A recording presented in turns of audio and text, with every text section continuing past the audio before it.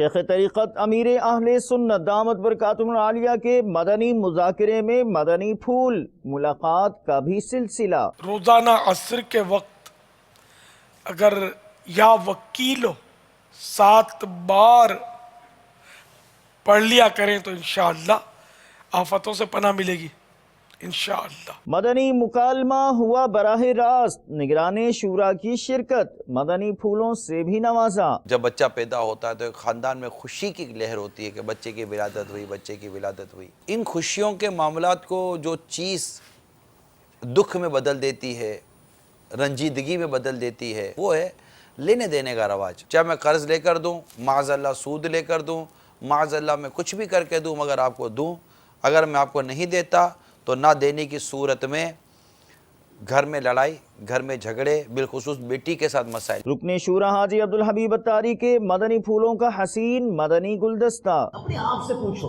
میں کیسا مسلمان ہوں؟ میری داڑیاں سفید ہو گئیں، بال سفید ہو گئے، اب تک قرآن نہیں سیکھا۔ کیا بغیر قرآن سیکھے دنیا سے چلے جاؤ گے؟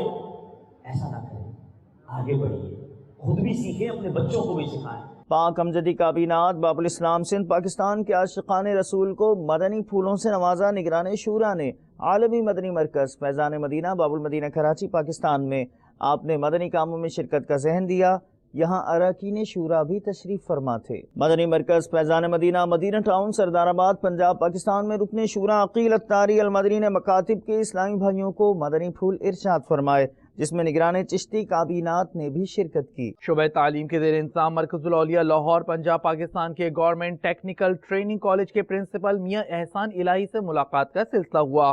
مبلغ دعوت اسلامی نے انہیں مدنی قافلوں میں سفر کی ترغیب دلائی اور تحائف بھی پیش کیے۔ آپ نے آج کی دعوت اسلامی کی مدنی خبریں ملاحظہ فرمائیں۔